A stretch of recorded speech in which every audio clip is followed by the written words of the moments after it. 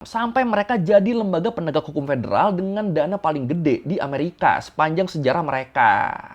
To ICE, get the f*** out of Minneapolis. We do not want you here. Iya, bener-bener sampai diusir. Pada nggak mau ada ICE di kota mereka. Masih bahas Amrik nih kita nih. Kemarin kita udah bahas kelakuannya yang di luar, sekarang kita bahas kelakuannya di dalam negerinya sendiri. Ini nggak kalah ngaco nih. Jadi kemarin tuh kan ada kasus penembakan yang bikin geger Amrik ya. Penembakan yang dilakuin sama aparat federal yang korbannya tuh warga sipil.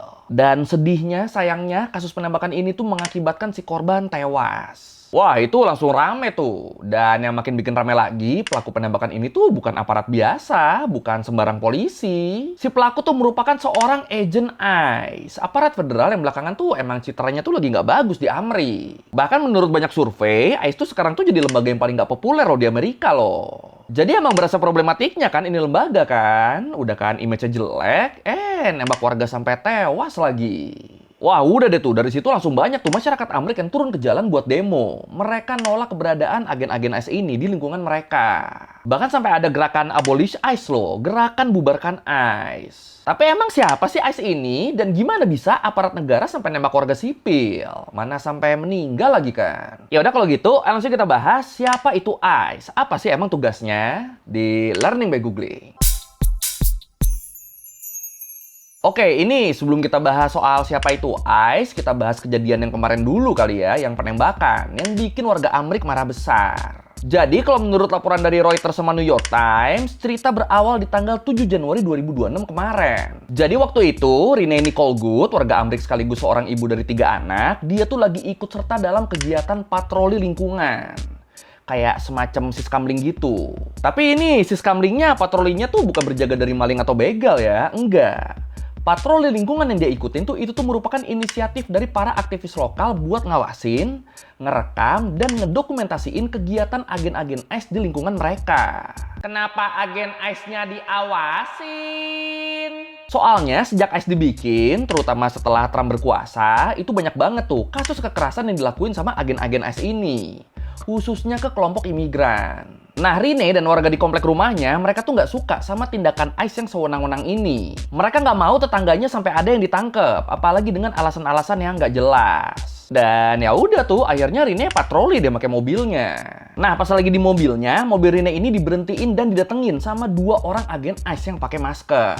Sebenarnya sebelum disamperin, kelihatan kalau Renee tuh kayak sempat ngasih kode gitu pakai tangan, kayak semacam gestur buat nyuruh mobil si agen ICE tuh maju aja udah.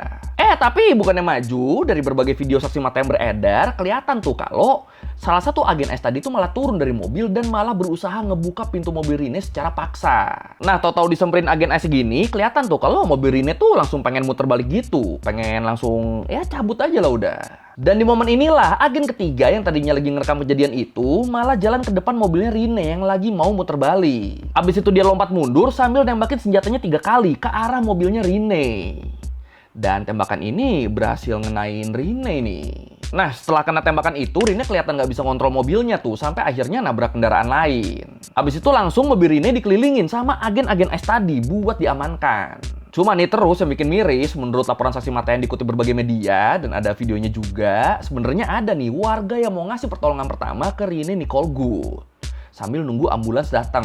Tapi terus dari rekaman yang beredar itu kedengeran sama kelihatan kalau agen ICE tuh nggak ngasih izin si orang itu buat ngelihat kondisinya Renee, malah ditahan sama dia, nggak boleh ngedeketin mobilnya. Padahal si orang itu tuh udah bilang kalau dia tuh paramedis loh. Tapi ya gitu, tetap si orang itu tuh malah dihalangin sama aparat yang ada di lokasi. Dan pas akhirnya ambulans datang, Renee Nicole Good dinyatakan tewas di tempat. Aduh.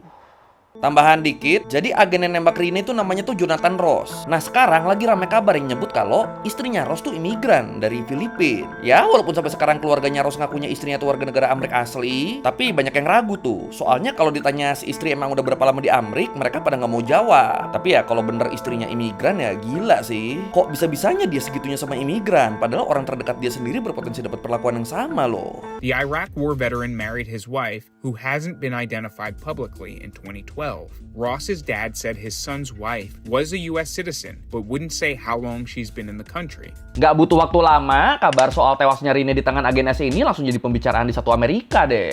Apalagi kayak yang gue bilang tadi, image ICE tuh kan emang makin hari makin jelek kan. Udah mah image-nya jelek, bukannya berbenah, malah nembak mati warga sipil. Ya ngamuk lah orang-orang di sini, khususnya warga Minneapolis, Minnesota. Nah, pemerintah juga pas tahu ada kejadian penembakan ini, mereka tuh bukan nenangin masyarakat yang marah. Yang ada, pemerintah federal di bawah Donald Trump lewat Sekretaris Keamanan Dalam Negeri, Kristi Noem, mereka tuh malah bilang kalau penembakan yang newasin Rene ini adalah tindakan bela diri. Hah?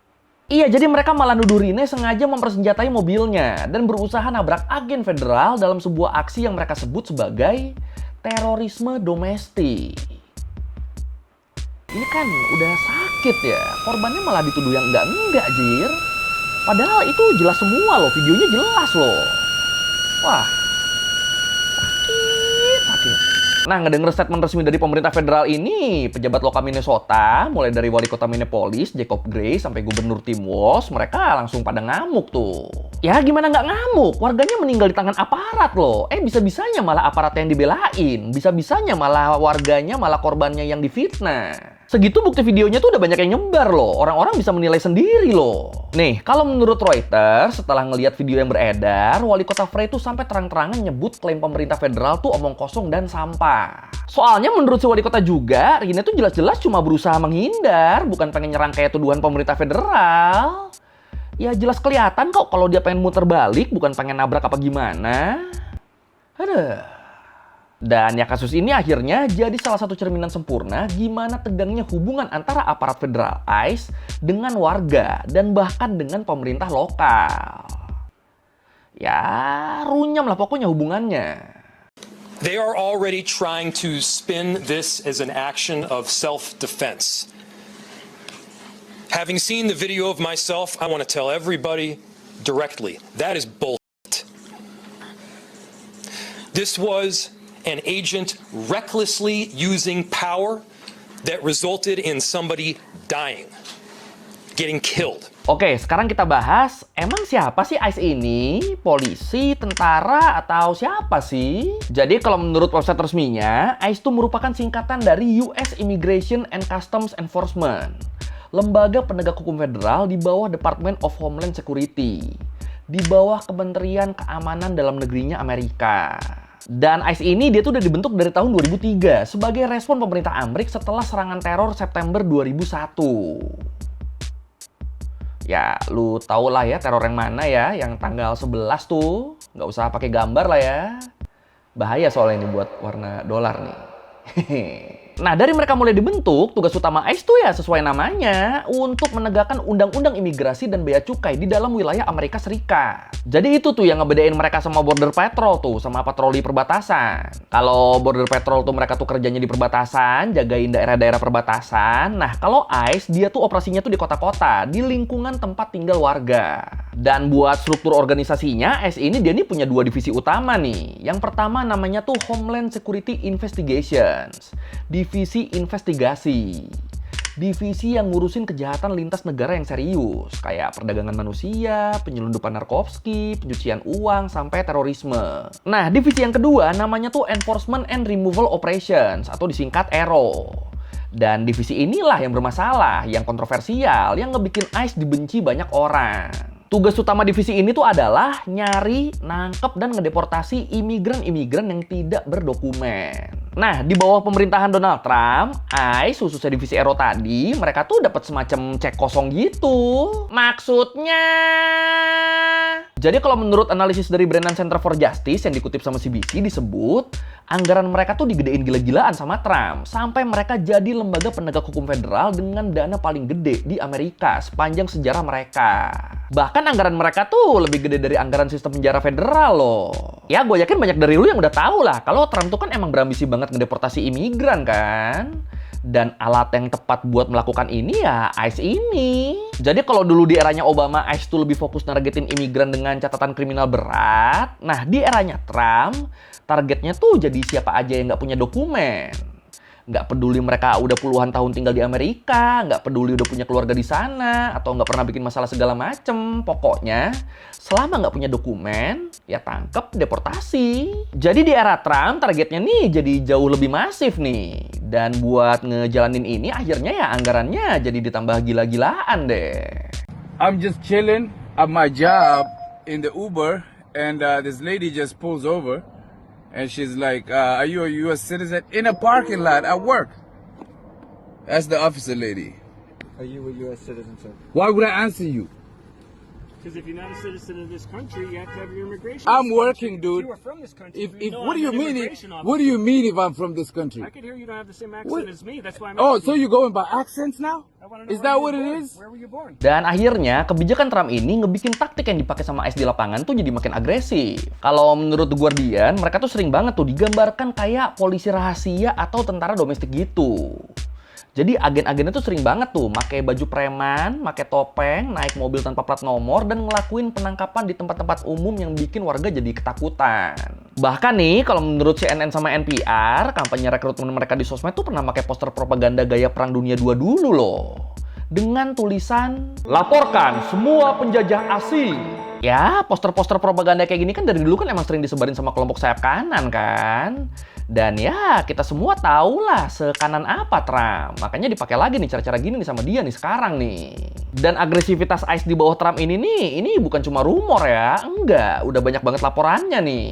Nih, kalau menurut laporan investigasi dari ACLU disebut, selama masa jabatan Trump, banyak banget laporan soal kekerasan fisik, kondisi tahanan yang nggak manusiawi, sampai intimidasi di pusat-pusat detensi ICE. Dan salah satu yang paling parah tuh terjadi di Fort Bliss, Texas, di mana para imigran tuh ngelaporin kalau mereka dipukulin, dilecehkan, dan akses medisnya juga diabaikan. Tapi ya sebenarnya sebelum Trump naik juga, ICE ini emang udah cukup problematik sih. Nih, kalau menurut investigasi Futuro Media yang dipublikasikan di PBS disebut, di tahun 2023 terungkap ada ratusan laporan pelecehan dan kekerasan di fasilitas-fasilitas ICE di seluruh Amerika. Yang sebagian besar kasusnya tuh nggak pernah diinvestigasi. Jadi bisa dibilang reputasi buruk ICE tuh udah dibangun dari rentetan kasus kekerasan selama bertahun-tahun.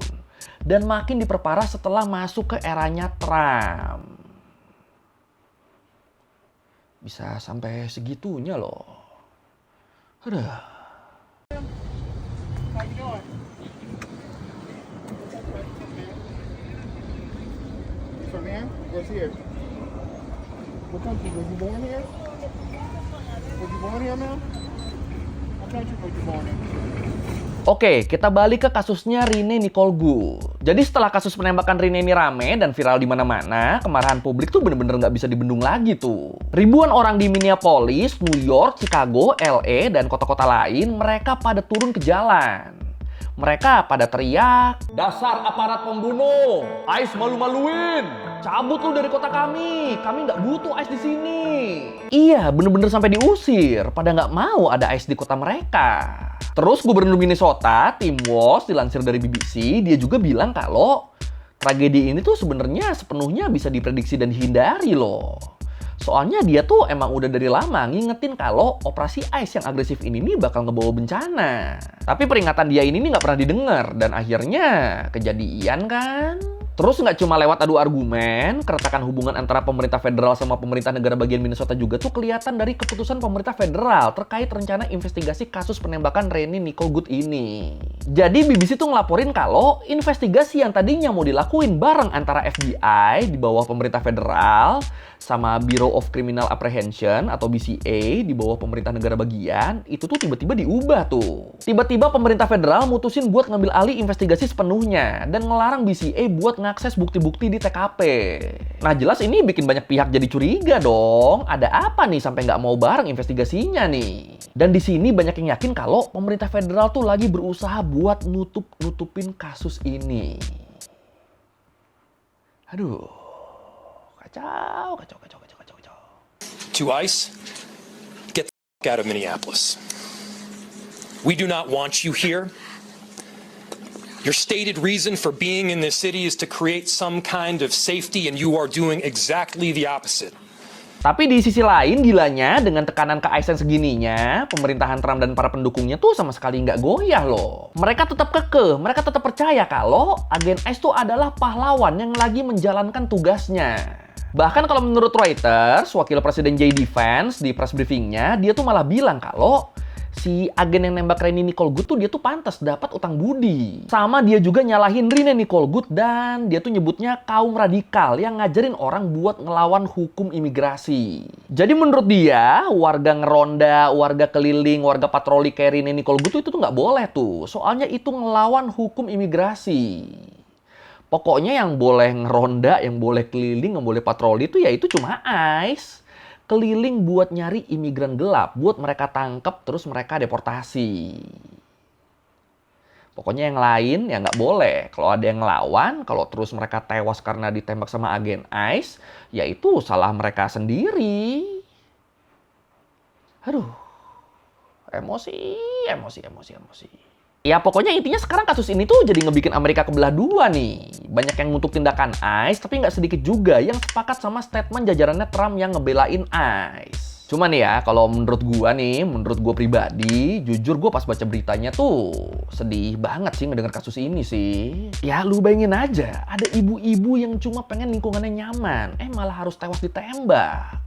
Ditembak sama aparat lagi. Ini kan gila kan, miris kan. Tapi kalau menurut lu gimana nih? Apakah tindakan agen ICE ini bisa dibenarkan sebagai bentuk bela diri? Atau ini tuh tindakan yang udah berlebihan dan jatuhnya udah kejahatan ini? Yang mana nih? Silahkan komen. Overnight, tensions rising nationwide. Amid the Trump administration's immigration crackdown, crowds gathering in cities across the country, including New York, Columbus, Dallas, LA, and Minneapolis. Oke, sekian Lereng Beguling kali ini tentang apa itu ICE, apa tugas mereka, dan kenapa mereka segitu dibencinya sama warga Amerika. Sama ya, itu tadi tuh, update kejadian kemarin tuh, yang ada warga sipil ditembak sama aparat ICE tuh. Aduh, sipil loh itu loh, sama kayak kita-kita ini loh. Ya, kalau lu merevisi udah salah, atau mau nanya, atau mau video, tulis di komen, kita juga biasa. Sekali lagi, thank you, jangan lupa like, comment, subscribe. Bye.